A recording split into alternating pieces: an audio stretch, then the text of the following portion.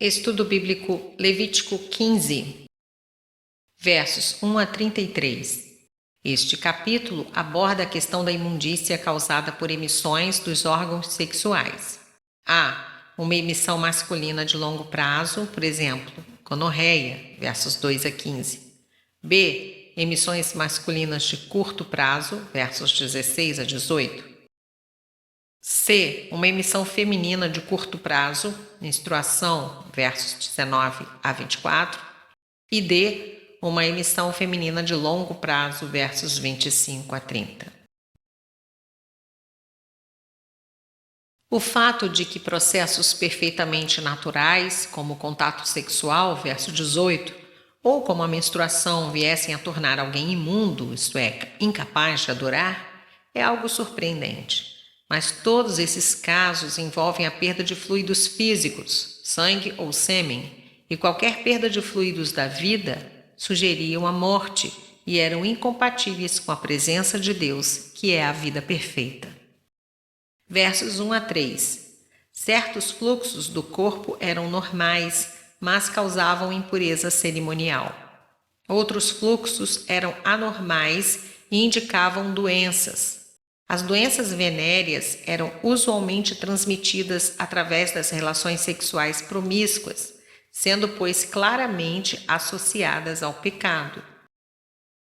Verso 2. Fluxo, hebraico zabr, do verbo zubr, fluir, tão comum na expressão que mana mel e leite, capítulo 20, verso 24, a que se refere ao fluxo menstrual ou seminal.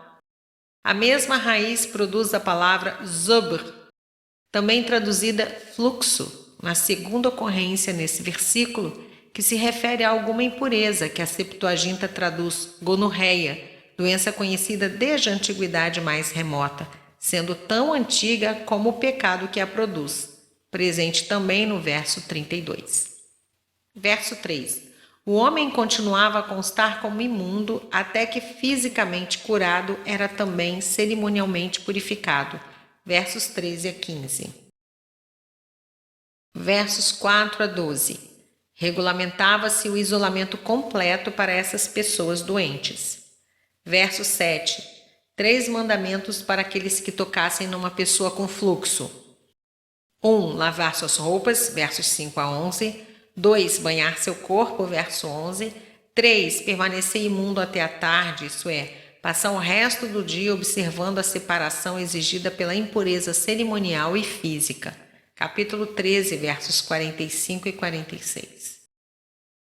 Verso 8. Cuspir sobre alguém era um costume oriental que demonstrava desprezo, expressando um insulto. Números 12 e 14, Deuteronômio 26, 9, Jó 30, 10, Isaías 50, 6 e Mateus 26, 67. Até a tarde.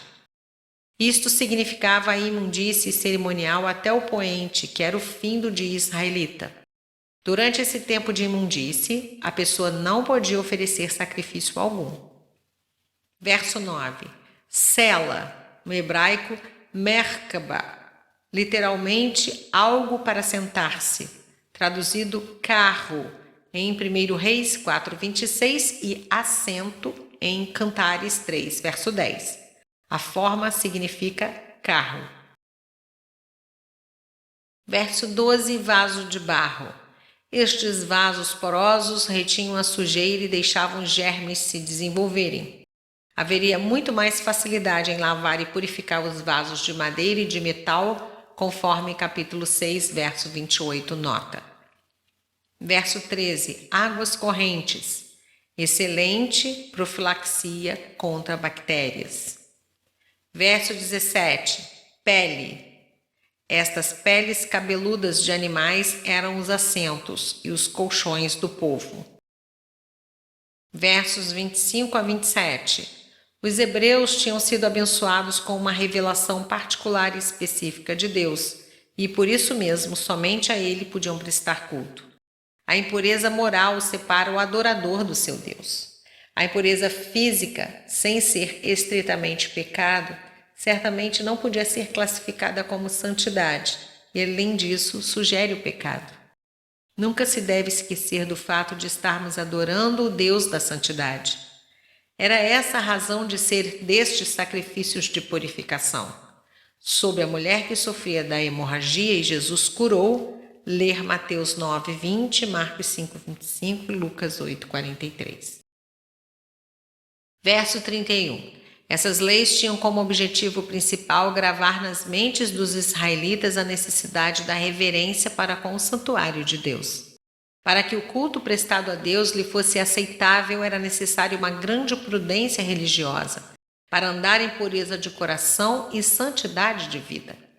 Essas leis faziam os adoradores compreenderem seu papel de pecadores nesse mundo transitório, tão cheio de tentações e de corrupção, e que por isso mesmo sempre haveria necessidade da misericórdia divina, do perdão através da grande expiação que se prefigurava em todos esses sacrifícios e purificações. Nota: este capítulo dá mais notabilidade à história da cura da mulher com fluxo de sangue, Marcos 5:25-34. O fato dela tocar em Jesus fala que ela possuía tamanha fé ao ponto de não o contaminar. Jesus não sentiu necessidade de se lavar após ter sido tocado. Essa condição revela que, embora nascido sob a lei, Gálatas 4:4, Jesus transcendia as reivindicações da lei.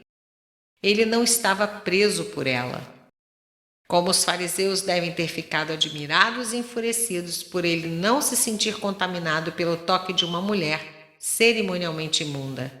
Alguém maior que Moisés chegara.